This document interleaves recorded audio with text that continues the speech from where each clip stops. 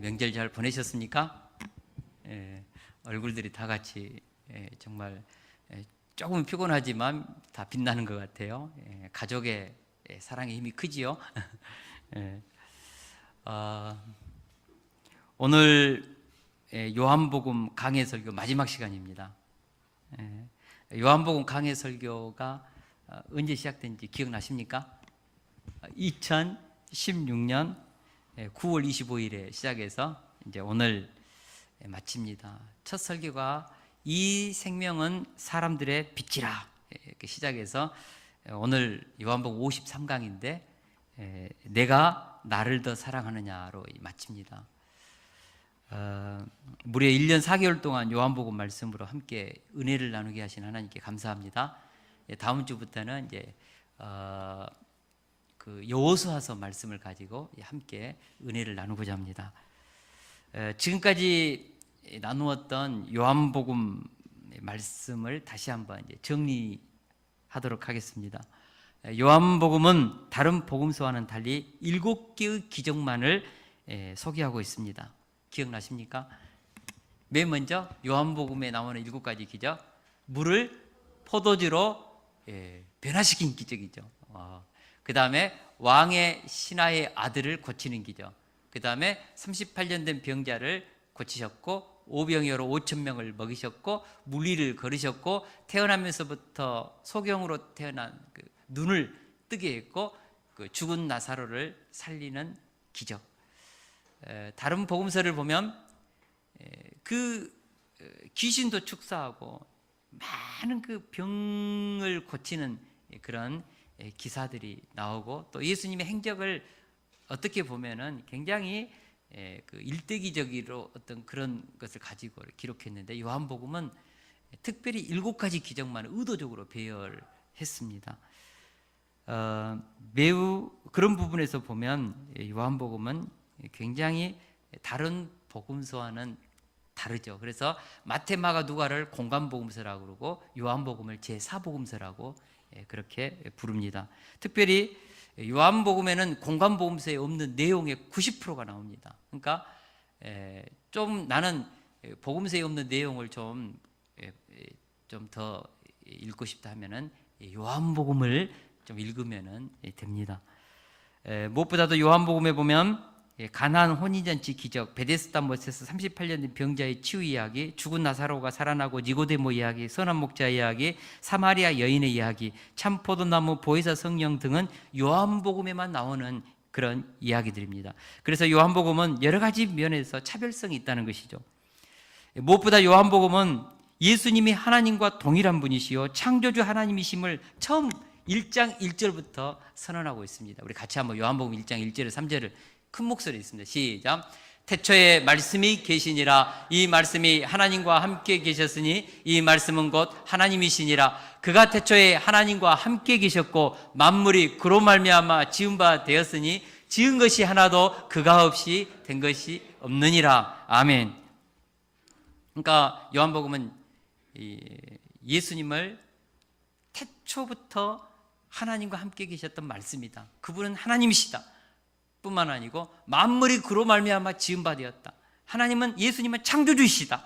이렇게 선언하고 나서 이제 그분이 육신의 몸을 입고 이 땅에 오셨다. 그렇게 말씀하고 있습니다. 그래서 요한복음에 보면 예수님이 스스로 나는 뭐뭐이다라는 선언을 하고 있는데 대표적으로 7가지 선언이 있습니다. 요한복음 6장 35절에 보니까 나는 생명의 빵이다. 요한복음 8장 12절에는 나는 세상의 빛이다. 10장 7절 9절에 보니까 나는 양의 문이다. 또 10장 11, 14절에는 나는 선한 목자다. 11장 25절에 나는 부활이요 생명이다. 14장 6절 나는 길이요 진리요 생명이다. 예수님은 누구신가? 예수님은 신성을 가지신 하나님이시고 그분은 구약 성경에서 약속한 애언한 메시아이시고 구원자이시다. 예수님이 스스로 선포하셨고 기적을 통해 선포하셨고 수많은 구약의 선지자의 증언들을 통하여 그렇게 뒷받침하고 있죠. 결국 요한복음의 기록의 목적이 있습니다. 우리 요한복음 20장 31절을 같이 한번 읽겠습니다. 시작. 오직 이것을 기록하면 너희로 예수께서 하나님의 아들 그리스도이심을 믿게 하려 하며 또 너희로 믿고 그 이름을 힘입어 생명을 얻게 하려 함이니라. 아멘. 요한복음을 기록한 목적이 뭔가? 예수님을 하나님이 보내신 메시아 그분을 우리가 믿고 영접해서 영생을 얻게 하는 것, 구원을 얻게 하는 것, 이것이 목적이라는 것이죠. 이런 의미에서 요한복음은 굉장히 우리에게 구원을 위한 확실한 진리의 지식, 복음의 내용을 우리들에게 그렇게 전하고 있습니다. 특별히 요한복음에 보면 성경의 전체 요절이 또 들어있죠. 요한복음 3장 16, 17절을 같이 한번 읽겠습니다. 시작. 하나님이 세상을 이처럼 사랑하사 독생자를 주셨으니 이는 그를 믿는 자마다 멸망하지 않고 영생을 얻게 하려 하심이라. 하나님이 그 아들을 세상에 보내신 것은 세상을 심판하려 하심이 아니요 그로 말미암아 세상이 구원을 받게 하려 하심이라. 아멘. 예수님을 믿는 자는 영생을 얻고 구원을 얻습니다. 이것이 성경의 기록의 목적입니다. 예수님이 동정녀 마리아의 몸을 입어서 이 땅에 오시고 십자가에 죽으시고 부활하신 목적이죠. 이런 의미에서 본다면 요한복음은 20장 31절 오직 이것을 기록하면 너희로 예수께서 하나님의 아들 그리스도이심을 믿게 하려 하며 또 너희로 믿고 그 이름을 힘입어 생명을 얻게 하려 하심이라. 여기서 요한복음을 끝마쳐도 됩니다. 그런데 마치 부록처럼 다시 21장을 기록했습니다. 왜 20장 31절에서 요한복음을 끝내지 않고 다시 21장을 첨가해서 기록했을까? 학자들 사이에 굉장한 많은 논란이 있습니다. 그러나 우리가 전체적으로 보면 왜 이 요한복음 21장을 기록했을까?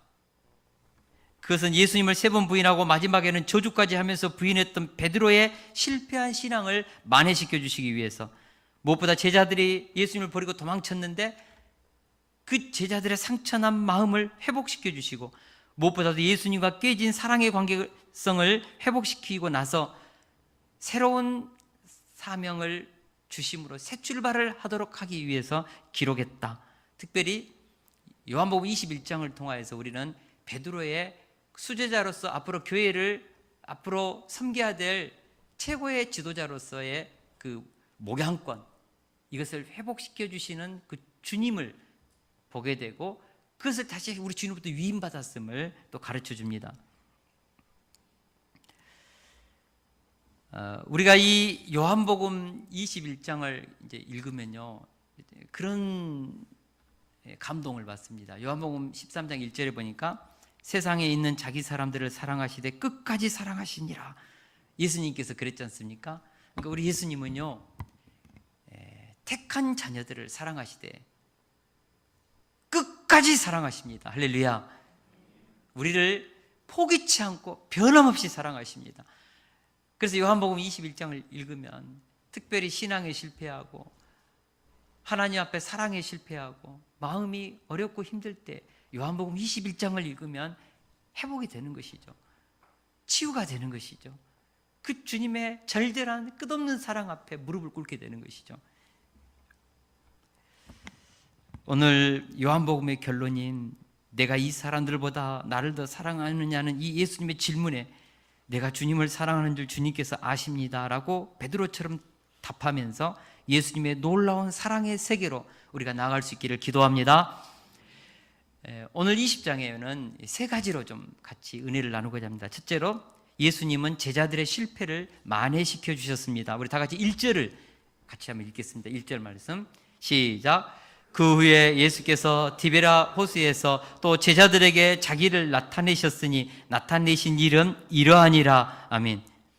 여기서 그 후에라고 했는데 예수님께서 부활하신 후에 제자들에게 나타나신 사건을 말합니다. 예수님은 제자들에게 3번 나타나셨습니다. 제자 공동체. 첫 번째는 예수님께서 십자가에서 달리시고 처참하게 죽으시고 난 이후에 제자들은 문을 꽁꽁 잠그고 두려워서 떨고 있었습니다. 그때 예수님께서 부활하신 주님께서 찾아오셔서 제자들에게 평강이 있을지어다 하시면서 손에 자국난 못자국난 그 손바닥 창자국에 찔린 그 자국을 보이면서 나는 부활했다. 이 기쁜 부활의 소식을 가르쳐 줬습니다. 그리고 다시 8일 후에 끝없이 부활했다고 10명의 제자들이 증언해도 믿지 않은 도마를 위해서 또 한 번 나타나셨습니다. 그리고 도마에게 직접 십자가에서 못 박힌 그 손, 창에 찔린 그 자국을 만져보게 하고, 그리고 나서 믿음 없는 자가 되지 말고 믿는 자가 되라 말씀해 주시고, 너는 나를 본 거로 믿느냐 보지 않고 믿는 자가 복되도다 말씀해 주셨죠. 그런데 오늘 본문에 보니까 그 주님이 부활하셔서 그렇게 제자들에게 나타나셨음에도 불구하고 그들이 7명의 제자들이 뭉쳐서 또다시 디베라 바다로 낙향해 버리고 있는 모습을 보게 됩니다. 예수님께서 부활하셔서 끊임없이 힘을 주고 소망을 심어주었음에도 불구하고 제자들이 자꾸 신앙이 약해지고 방황하고 있는 것이죠. 되는 듯 싶으면 다시 무너지고, 되는 듯 싶으면 다시 무너지고, 이걸 보고 뭐라고 그러죠? 도로아미타물이라고 합니다. 도로아미타물. 정말 포기하고 싶은 제자들입니다. 그러나 끝까지 사랑하신 예수님은 디베라 바다로 다시 한번 제자들을 찾아가셨습니다. 우리 2절을 같이 한번 읽겠습니다. 시작. 시몬 베드로와 디두모 도마와 갈릴리 가나 사람 나다나엘과 세베대의 아들들과 또 다른 제자 둘이 함께 있더니, 자칭 예수님의 주류 제자라고 자부하던 갈릴리 출신 7 제자들이 지금 갈릴리 호수 디베라 바다로 다 지금 낙향한 것이죠. 그들은 예수님이 없는 현실 속에서 어떻게 해야 할지를 몰라서 근심 어린 얼굴로 서로를 쳐다보면서 하루 이틀 3일을 보냈습니다. 근데 얼굴만 쳐다보면 밥이 나옵니까? 떡이 나옵니까? 그래서 어느 날 오후 해가 졌는 날 베드로가 6명의 그 제자들을 보면서 나는 오늘 고기 잡으러 바다에 나갈란다. 우리가 서로 얼굴만 쳐다보고 있으면 밥이 나오니 떡이 나오니 우리도 먹고 살아야지 막 그러면서 3년 전에 놓아버렸던 그 자신의 직업 그물을 챙겨가지고 이제 그날 밤에 나는 고기 잡으러 가겠다고 그랬더니 6명의 친구들이 베드로 보면서 아니 혼자 가면 어떻게 하냐고, 우리 친구 아이가 우리도 같이 가자고 그러면서 따라 나섰습니다. 배에 오른 베드로의 심정이 어떠했을까요? 3년 반 동안 놓아버린 직장 일입니다. 그 이후로 한 번도 그물 던져보지 않았고 배 타보지 않았죠. 그물 던져보지 않았죠. 근데 다시 3년 반 후에 예수님은 십자가에 죽으셨고 부활하셨지만 뭐 당장 자신들의 삶 속에 능력이 없으니까 그날 밤 디베라 바닷가에서 7명의 제자들과 함께 그물을 이렇게 던지면서 밤새도록 고기를 잡는 것이죠. 그물을 던지면서 무슨 생각을 했을까? 여러분, 베드로가 3년 전에 이곳에서 예수님을 만났습니다. 그날 밤새도록 그물을 던졌는데 빈 그물만을 씻고 있는 그날 아침에 예수님께서 무리들에게 설교하시고 나서 특별히 베드로에게 깊은 곳에 가서 그물을 내려 고기를 잡으라고 했지 않습니까? 말씀에 의지하여 깊은 곳에 가서 그물을 던졌는데 고기가 찢어지도록, 그물이 찢어지도록 그렇게 많은 고기를 잡았습니다. 이때 베드로가 예수님께 와가 나는 죄인으로서이다, 나를 떠나소서. 그때 예수님께서 베드로에게 해주셨던 말씀, 네가 이후로는 사람을 취하리라, 사람 낚는 어부가 되리라, 인류의 스승, 그런 인생을 내가 살게 하겠다. 감동받아서 그물을 버려두고 고향을 떠나서 예수님과 함께 3년 반을 자기 인생을 바쳤습니다. 자기의 미래를 예수님께 걸었습니다. 근데 그 예수님께서 처참하게 십자가에서 못 박혀 돌아가신 것이죠. 베드로는 교회사에 길이길이 남는 신앙 고백도 있습니다. 주는 그리스도시요 살아계신 하나님의 아들이시니이다. 그러나 예수님이 잡히시는 날 겟세마네 동산에서 베드로는 예수님을 지키지 못하고 슬금슬금 뒤를 따라가다가 대제사장 앞 뒷뜰에서 결국 예수님을 3번 부인하고 마지막에는 저주하면서까지 부인하고 말았습니다. 베드로의 가슴 속에 굉장히 이런 아픔이 있죠. 내가 예수님을 3년 반 동안 수제자로서 따랐는데 다 주님을 버리더라도 나는 주님을 버리지 않겠다고 그렇게까지 맹세하고 충성을 하나 우리 주님께 서약을 했음에도 불구하고 베드로는 무너졌습니다. 몸부림쳐서 이 사실을 잊고 싶어도 잊을 수 없는 가슴 속에 있는 신앙의 실패감, 이것이 베드로에게 있었던 것이죠.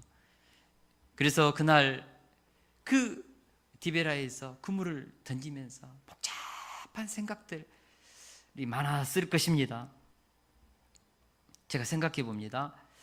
베드로가 그 제사장 뜰에서 예수님을 3번 부인하고 닭이 울었을 때 그 이후부터 치킨을 먹을 수 있었을까? 그 좋아한 호식이 치킨. 제가 생각했을 때 베드로 못 먹었을 것 같아요. 그 옆에 있는 그 뭐죠? 그 감자 튀긴 거 그거나 좀 이렇게 좀 먹고. 진짜 베드로의 가슴 아픈 사연인지 아무도 몰라요. 이것은 예수님을 3번 부인 안 해보면 모르는 거죠. 저주까지 하면서 나는 예수님 모른다고 그 상황에 들어가 보지 않으면 아무도 베드로의 마음을 모르지요. 그는 모든 의욕을 상실한 채 깊은 절망과 슬픔을 안고 3년 전 모습 그대로 단지 먹고 살기 위해서 그물을 던져야만 했습니다. 그런데 3절에 보니까 그날 밤에 아무것도 잡지 못하였다고 했습니다. 밤이 맞도록 그물을 던졌음에도 불구하고 피레미 새끼 한 마리 잡을 수 없었습니다. 예수님을 따르는 신앙생활에도 실패하고 거기다가 자기 전공인 어부생활에도 실패하자 내 인생은 왜 이렇게 꼬이냐, 나는 왜 이렇게 풀리지 않는가, 그런 실패감, 절망감이 그날 밤에 폭풍우처럼 베드로의 가슴을 짓눌렀습니다. 베드로는 힘이 쭉 빠지고 의욕을 상실한 채 멍하니 어두컴컴한 갈릴리 호수 저편만을 바라볼 뿐이었습니다. 자꾸 옛날 생각에 예수님 불러보았지만 모래사장에 부서지는 파도 소리밖에 들리지 않았습니다. 그는 모든 면에서 실패한 자신의 신세를 생각하면서 처량해졌습니다. 지난 3년 반 동안 결과가 이것뿐인가? 이 빈 그물처럼 허망한 것인가? 참을 수 없는 서러움, 이런 것들이 복받쳐 올랐을 것입니다. 그러나 이제 절망과 패배의 밤이 지나가고 새로운 희망의 새벽이 밝아오고 있었습니다. 어슴푸레한 바닷가에서 새벽바람을 맞으면서 한 사람이 서 있었습니다. 그곳에서 한 목소리가 들리는 것이죠. 얘들아, 너희에게 고기가 있느냐? 영어 성경에 보니까 friend, 친구요. 생각해 보십시오. 예수님을 3번 부인하고 다 도망치고 예수님이 2번이나 나타나서 부활하신 그 주님의 그 영광스러운 모습을 보여주었음에도 불구하고 그들은 여전히 갈등하고 있었고 방황하고 있었고 앞으로 자신의 미래를 주님 앞에 맡기면서 그렇게 사명을 향하여 나갈 수 있는 힘이 없는 것이죠. 여러분, 우리가 믿음으로 살다가 다 상처난 그 뚫린 가슴들이 있습니다. 그 총알 맞은 가슴 다 있다니까요. 예수님을 그렇게 사랑한다고 하는데 신앙생활에서 온전하지 못한 우리들의 모습, 자꾸 죄 때문에 넘어지는 모습, 인간관계 속에서 사랑하지 못하는 모습, 절망스럽지요. 말씀 앞에 살지 못하고 끊임없이 세상의 방법으로 사라지는 거짓말하고 자꾸 그렇게 우리 주님 앞에 봤을 때는 당당하지 못하는 우리들의 그 아픈 모습들이 있잖아요. 그래서 우리는 참 그 주님 앞에서 아픈 마음을, 상처난 마음을 가지고 그렇게 슬픔과 절망에 몸부림치는 때가 많이 있습니다. 근데 예수님은 제자들의 그런 마음을 아시고 찾아오신 것이죠. 디베라 바닷가로 다시 찾아오신 것이죠. 그리고 얘들아, 고기가 있니? 예수님을 배반했고 떠났고 여전히 지금도 관계가 썩 좋지 못한 자들입니다. 그럼에도 불구하고 예수님께는 여전히 내 사랑하는 제자, 나의 친구들, 버릴 수 없는 그런 자식과 같은 그런 제자들이죠. 그래서 예수님은 고기를 한 마리도 잡지 못했다는 그들의 대답을 들으시고 그물을 배 오른편에 던지라. 그리하면 얻으리라. 예수님은 이들이 새롭게 실패의 바다, 절망의 바다에서 도전하도록 도와주셨습니다. 이에 던졌더니 물고기가 많아 그물을 들 수 없다고 했습니다.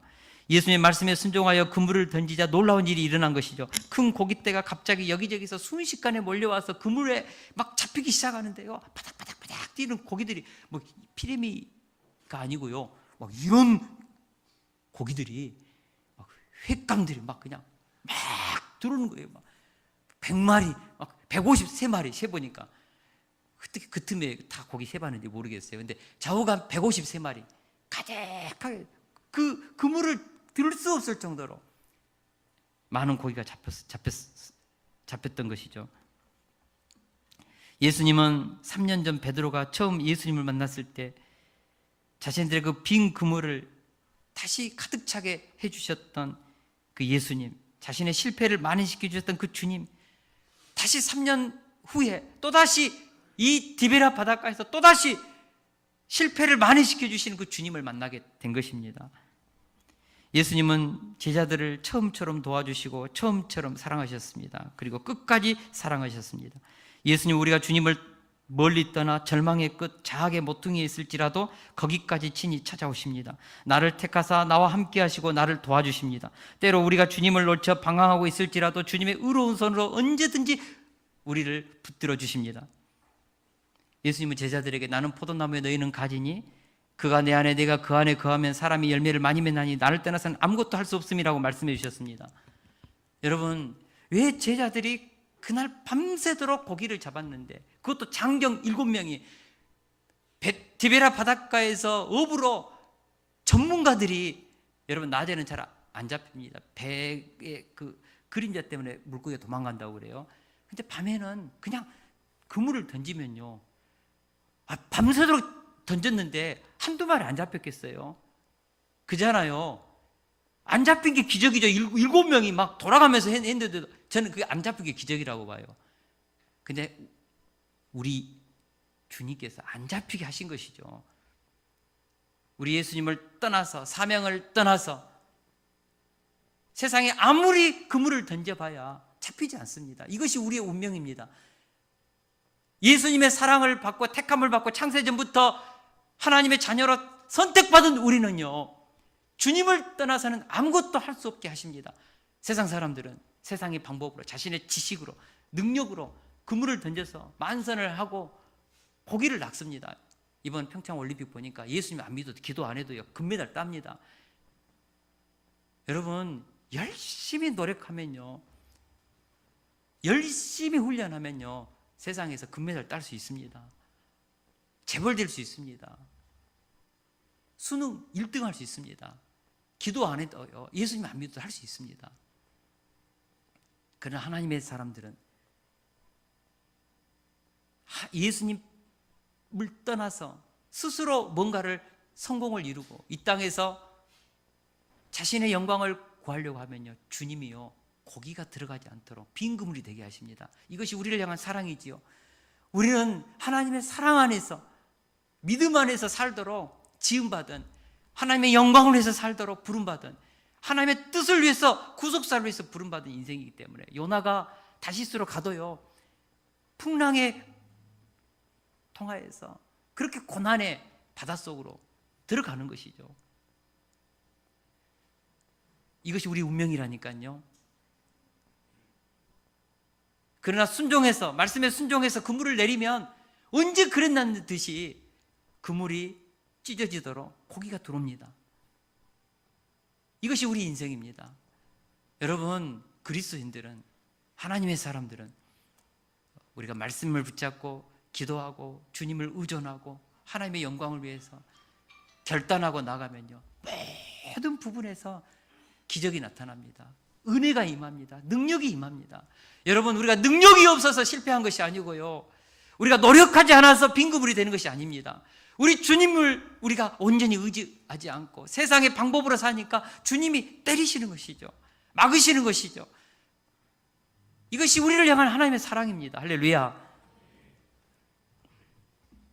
그러므로 주님의 택함받은 백성들은 주님의 제자들은 믿음으로 살아야 합니다. 그러면요, 희한한 일들이 벌어집니다. 기적의 역사가 펼쳐지는 것이죠. 저는 우리 하나님의 자녀들이 정말 우리 예수님의 택함을 받은 자녀라면 하나님의 이름과 그 영광을 위해서 마음속에 우리 주님을 경외하면서 살 수 있기를 축원합니다. 그리하면요, 놀라운 일들이 벌어집니다. 빈 그물에 고기가 들어오기 시작합니다. 하나님의 영광과 기적이 나타나기 시작한다는 것이죠. 저는 이것을 믿습니다.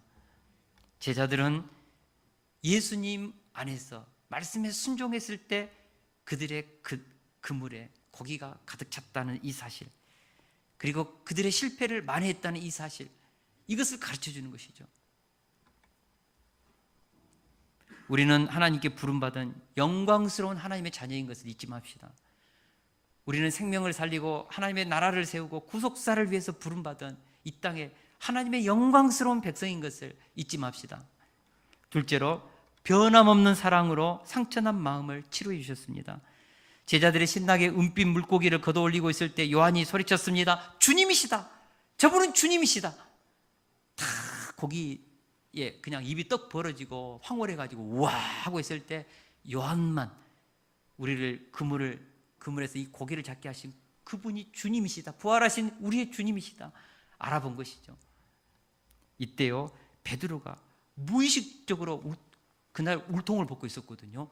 근데 갑자기 겉옷을 걸치고요, 그리고 나서 그냥 바닷속으로 점프해 들어가가지고 약 한 50칸쯤 됐다고 하는데 거기서부터 거리가 약 100m 정도 되거든요. 그냥 막 배영으로 막 치고 가는 것이죠. 100m 정도 되면 우리 최선희 사모님 한 3분이면 간다고 그러더라고요. 보통 수영 잘하면은 3분, 좀 못하면은 한 4분, 5분, 그죠? 베드로가 예수님이 지금 그 해변가에 서 계세요. 딱 보니까 뭔가 그냥 희끗하게 지금 새벽녘이니까요. 딱 수영을 하면서 그 예수님을 바라보면서 무슨 생각을 했을까? 주님이 또 우리를 찾아오셨구나. 이곳에 또 오셨구나. 막 눈에는 막 눈물이 맺혔을 거예요. 부활하신 권능의 주님, 만유의 주님께서 배은망덕하고 허물진 제자들을 위해서 다시 나타나신 것이죠. 근데요, 더 놀라운 것은 딱 그 해변가에 딱 가보니까요, 우리 예수님께서요, 딱 숯불을 피워놓고 고기를 구워놓고 떡을 구워놓고 기다리고 계셨습니다. 아침 식사를 준비해놓고 아침상을 차려놓고 계신 것이죠. 제가 성경을 읽어보니까 하나님이 인간을 위해서 상 차려주신 적이 한 번도 없습니다. 엘리야가 천사를 보내서 그냥 떡 먹이고 물을 좀 먹은 것은 있지만은 창조주 하나님이 손수 인간을 위해서, 그것도 부활하신 주님이, 영광스러운 주님께서 손수 아침상을 준비하셨습니다. 얼마나 감격스러운지요. 이번에 공서대하다 보니까 누군가가 그래요. 우리 전유원 집사님이, 근데요, 우리 김인숙 집사님 생일이면 생일상을 차려주신대요. 제가 놀랐습니다. 와, 저는 한 번도 한 적이 없거든요. 감동이 되는 거죠. 아무도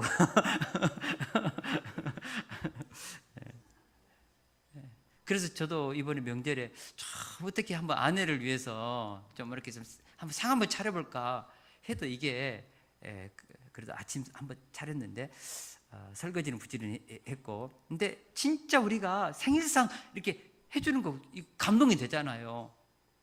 근데 밤새도록 그 바닥 그 디베라에서 그물 던지며 찬바람 맞으며 허탈하고 배고픈 제자들을 위해서 아침 그 해변가에서 고기를 굽고 떡을 이렇게 구수하게 참 준비하고 계신 그 예수님의 마음을 생각하니까 눈물이 나는 것이죠.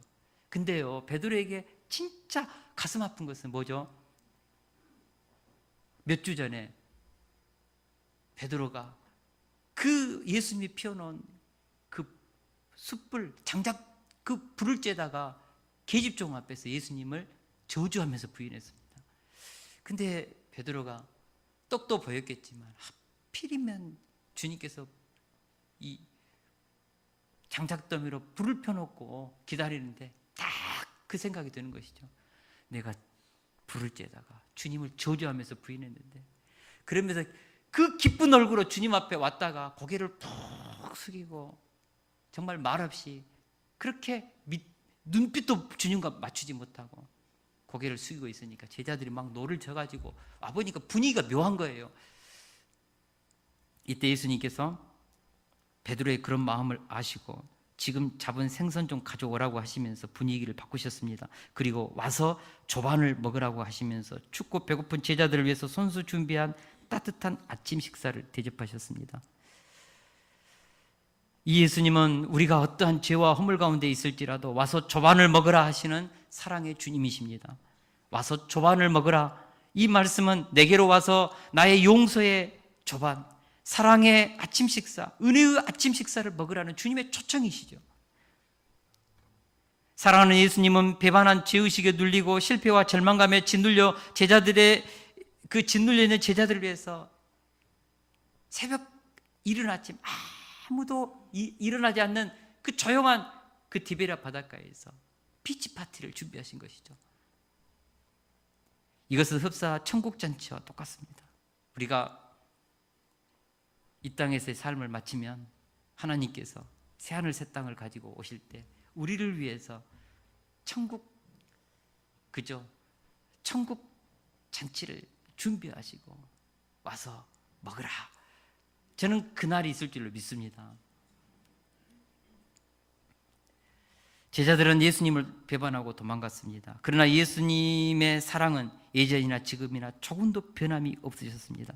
예수님은 제자들을 사랑하셨기 때문에 그들을 부르셨고, 사랑하셨기 때문에 그들과 함께 하셨습니다. 또 사랑하셨기 때문에 지치고 절망에 빠진 제자들을 다시 찾아오신 것이죠.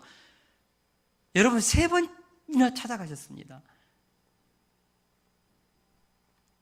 쉽지 않는 것이죠. 그것도 뭐 제갈공명처럼 인물도 아니고, 그럼 삼고쳐야 하죠. 자기를 부인하고 저주하고 거부하고 두려워서 문 꼭꼭 잠그고 있는 제자들, 그들을 3번이나 침방 가시고 마지막에는 그 바닷가에서 손수 아침 조반을 준비하시는 그 예수님의 사랑 앞에 다 그 제자들의 그 가슴이 치유가 되는 것이죠. 송명희 시인은 이 예수님의 사랑을 이렇게 고백했습니다. 예수님의 사랑을 우리가 알지 못하여도 예수님은 우리를 사랑하시네. 예수님의 사랑을 우리가 의심하는 그 순간에도 예수님은 우리를 사랑하고 계시네. 예수님이 우리를 사랑하지 않는다고 생각할 때에도 예수님은 변함없이 우리를 사랑하고 계시네. 세상에 변하지 않는 것이 없습니다. 정치도 변하고 인간의 지식도 변하고 유행도 변하고 도덕도 변하고 사랑도 움직입니다. 그러나 변하지 않는 것이 있습니다. 그것은 바로 예수님의 끝없는 사랑입니다. 예수님은 어제나 오늘이나 영원토록 변함없이 우리를 사랑하십니다. 그 예수님을 부인했던 베드로, 그 베드로도 변함없이 사랑하시고 10명의 제자들이 그토록 부활하신 주님을 만났다고 해도 의심했던 그 도마에게 다시 찾아오시고, 그것이 우리 주님이시죠. 제가 이 주님의 사랑을 생각할 때 다시 이 목회자로서 살아갈 수 있는 힘을 얻게 되는 것이죠. 여러분, 이 땅에서 살아가면서 가장 많은 스트레스가 가난에 대한 스트레스가 아니고요, 사랑과의 관계에 대한 스트레스입니다. 그 사랑과의 관계에서 갖게 되는 그 삶의 그 어마어마한 그 눌림, 뒷담화, 비난, 조롱, 우리의 그 진실한 마음을 꺾어버리는 사람들의 그 폐역한 말들, 자기 기준으로 난도질 해버리는 그 아픔들을 우리가 다 살다 보면 인간관계 속에서 당하지 않습니까?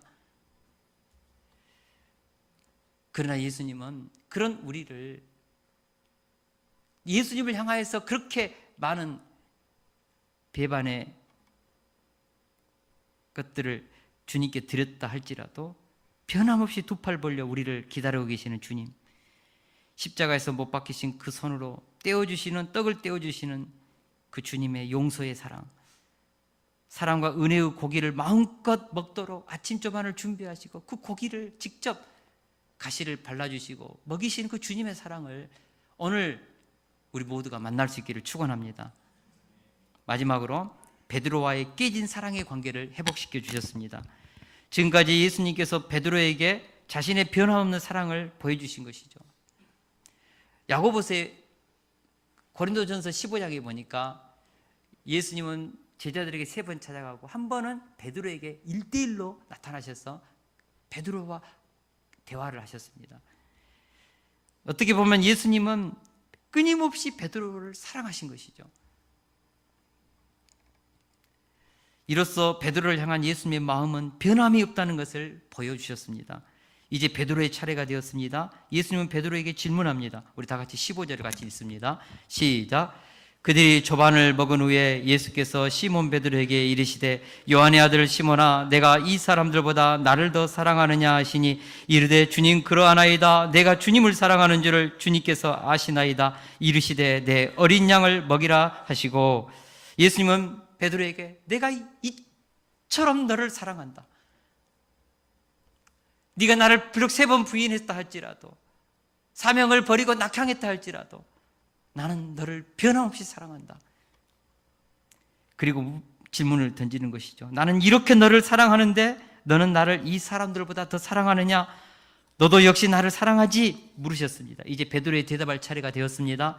베드로는 예전 같으면 당근이죠. 주님 저를 뭘로 보고 그러십니까? 막 그러면서 주님 제 목 한번 보세요. 내 이 목을 걸겠다니까요. 베드로가 예전에는 그렇게 터프하게 사랑을 고백했었죠. 그러나 3번 예수님을 부인했던 베드로는 보여줄 것이 없었습니다. 이미 예수님을 배반하고 도망간 부끄러운 모습만 보여주었기 때문입니다. 그래서 고개를 숙이고 다 죽어가는 목소리로 대답할 수밖에 없었죠. 주님과도 눈빛도 못 맞추고 고개를 숙이면서 주님께 대답합니다. 주님 그러하나이다. 내가 주님을 사랑하는 줄 주님께서 아시지 않습니까? 헬라어의 성경에 보면은 이 사랑이라는 말을 아가파오로 했거든요. 예수님께서 아가파오로 나를 사랑하느냐, NIV 영어 성경과 truly love, 진심으로 나를 사랑하느냐 그렇게 번역했거든요. 이때 베드로가 필레오로 고백합니다. 나는 필레오로 사랑합니다.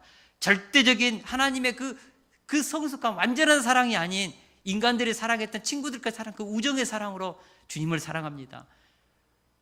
그렇게 베드로가 고백한 거죠.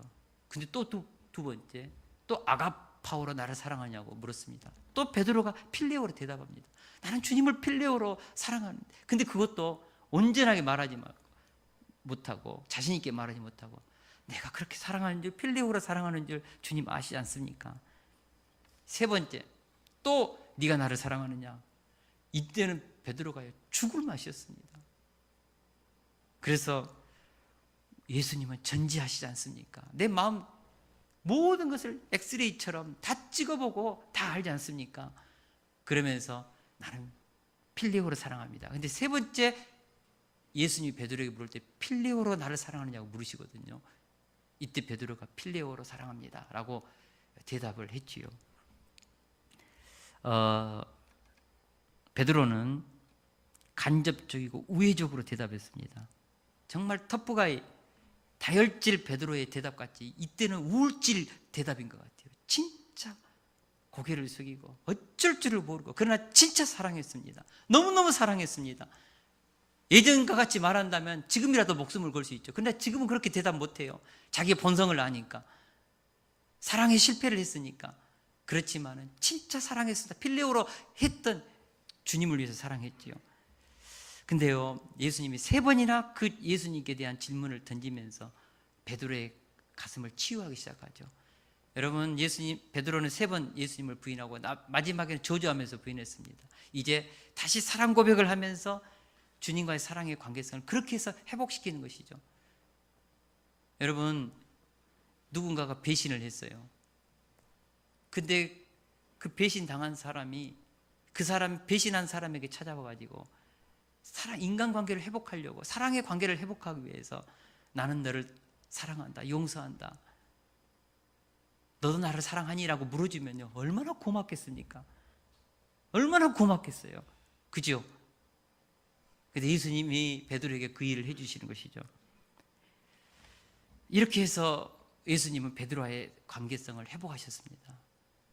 오늘 이 시간 예수님은 우리와의 이 깨진 사랑의 관계성을 회복하기를 원하십니다.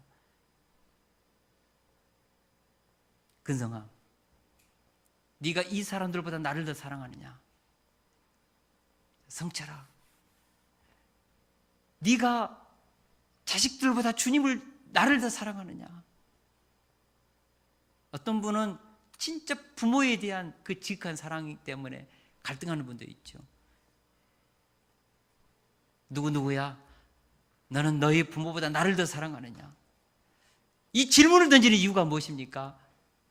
예수님은 세상의 것과 상대적으로 사랑의 대상으로 비교할 수 없다는 것이죠. 예수님은 우리의 사랑의 영순위입니다. 예수님은 우리의 사랑의 영순위입니다. 1순위도 아니고 영순위입니다. 예수님은 우리가 마음을 다하고 뜻을 다하고 힘을 다하여 우리 하나님 여호와를, 우리 주님을 사랑하기를 원하시는 것이죠.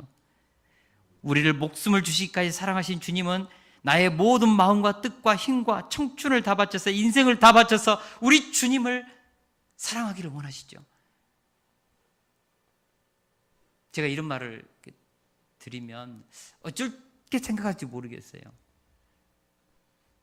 정말 신앙생활하면서 우리 예수님이 이것들, 영어 성경에 디즈라고 있거든요. 세상의 어떤 물질들, 명예들, 우리가 얻을 수 있는 어떤 그런 세상에 우리에게 행복을 보장해주는 눈에 보이는 것들, 디즈, 이것보다 주님을 더 사랑하느냐? 그러나 개역 성경에는 이 사람들보다 나를 더 사랑하느냐? 이렇게도 번역했거든요. 그것이 사람이든 디즈, 물질이든 세상의 것들이든 그것보다 나를 더 사랑하느냐? 주님께서 베드로에게 질문을 했고 오늘 우리들에게도 이 질문을 던지는 것이죠. 요한아, 나는 너에게 사랑의 영순이니? 이렇게 물어보시는 것이죠. 성우야, 너는 나를 세상의 그 어떤 것보다 더 사랑하니? 물는 것이죠. 저에게도 그 질문을 던지시는 것이죠. 성철아, 오늘 이 시간에 우리가 이 주님의 질문 앞에서 대답할 수 있기를 축원합니다. 우리 예수님은 우리에게 이 질문을 던지신 이유가 있지요. 사랑의 관계성을 그렇게 갖기를 원하십니다. 그리고 주님은 진짜 우리를 영순위로 사랑하셨습니다. 세상의 그 어떤 것보다도 우리를 사랑하셨습니다. 나를 사랑하는 것보다 주님은 나를 더 사랑하셨고, 부모님이 나를 사랑하는 것보다 더 사랑하셨고, 친구가, 세상의 그 어떤 사람이 나를 사랑하는 것보다 우리 주님은 더 사랑하셨죠. 그래서 이 질문을 던질 수 있는 자격이 우리 주님에게만 있습니다. 네가 이 사람들보다, 세상의 그 어떤 것보다 나를 더 사랑하느냐?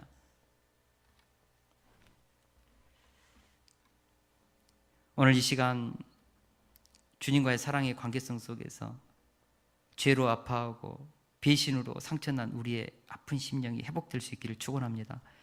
무너진 주님과의 사랑의 관계가 온전하게 회복되기를 축원합니다.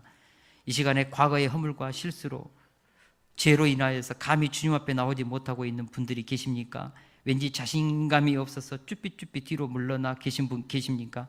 사람들의 눈치를 보면서 자의식과 정죄의식에 시달리신 분이 계십니까?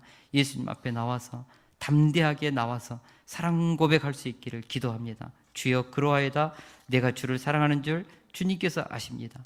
다른 사람은 몰라줄 수도 있습니다.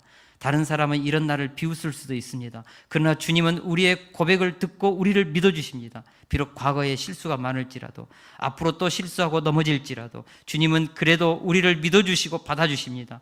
이 예수님의 변함없는 사랑, 끝없는 사랑, 완전한 사랑, 이 사랑을 믿을 수 있기를 축원합니다. 아가서에 보니까 사랑은 죽음보다 강하다고 했습니다. 그래서 주님을 사랑하는 사람은 자기 생명까지도 그렇게 내드리면서 주님 앞에 사랑의 고백을 하는 것이죠. 그리고 나서 주님은 이 사랑 고백을 받으신 후에 마지막으로 베드로에게 부탁하셨습니다. 내 어린 양을 먹이라. 내 어린 양을 쳐라. 그리고 또다시 마지막에는 내 어린 양을 먹여라. 내 양을 먹여라. 먹이다, feed거든요. 치라, 때리는 것이 아니고 take care of, 돌봐라. 그러니까 우리가 예수님을 사랑한다는 것이 뭘까? 그것은 바로 천하보다 귀한 영혼들, 생명을 사랑하는 것입니다. 하나님의 형상, 모양인 사람을 사랑하는 것입니다. 위로는 하나님을 경외하고 수평으로는 인간을 사랑하는 것이 주님을 사랑하는 삶이죠. 진짜 예수님을 사랑한다면 주님의 몸된 교회를 사랑하고 인간을 사랑하라는 거죠. 방황하는 영혼들, 잃어버린 어린 양한들을 품고 돌보고 섬기라는 것이죠. 제가 이 예수님의 말씀을 다시 한번 깊이 있게 묵상하면서 주님의 몸된 교회와 다음 세대들과 제가 만나는 모든 사람들을 이 마음으로, 주님을 사랑하는 마음으로 사랑하고 섬기고 헌신하기를 원합니다. 쉽지는 않습니다. 가장 가까이 있는 사람부터 그렇게 해야 되는 것이죠. 그러나 쉽지 않죠. 그러나 그렇게 하라는 것이죠. 결론적으로 부활하신 예수님은 신앙생활에 실패한 제자들을 변함없는 사랑으로 찾아오셨습니다. 그리고 그 실패를 만회시켜 주시고 상처난 마음을 치료해 주시고 깨진 사랑의 관계성을 회복시켜 주셨습니다. 그리고 어떻게 보면 베드로는 수제자이지 않습니까? 야, 너 나를 3번 부인했기 때문에 자격 없다. 그 자리, 포지션을 빼앗을 수 있잖아요. 그러나 예수님은 빼앗지 않았습니다. 다시 그 자리를 목양할 수 있는 수제자의 자리, 앞으로 교회를 세우는 그 베드로의 그 자리를 다시 회복시켜 주시기 위해서 21장에 찾아오신 것이죠. 그러면서 요한의 아들 시몬아, 베드로야, 내가 나를 사랑하느냐 묻지 않고 베드로 이기 이전에 연약한 시몬, 요한의 아들 시몬아, 예수님은 그 시몬을 아는 것이죠. 그리고 나서 베드로의 삶을 살도록 끌어올려 주신 것이죠. 이 은혜를 우리가 다시 한번 붙잡고 그 변함없는 사랑 안에서 다 승리할 수 있기를 축원합니다. 주님과의 사랑의 이 싸움에서 승리할 수 있기를 축원합니다.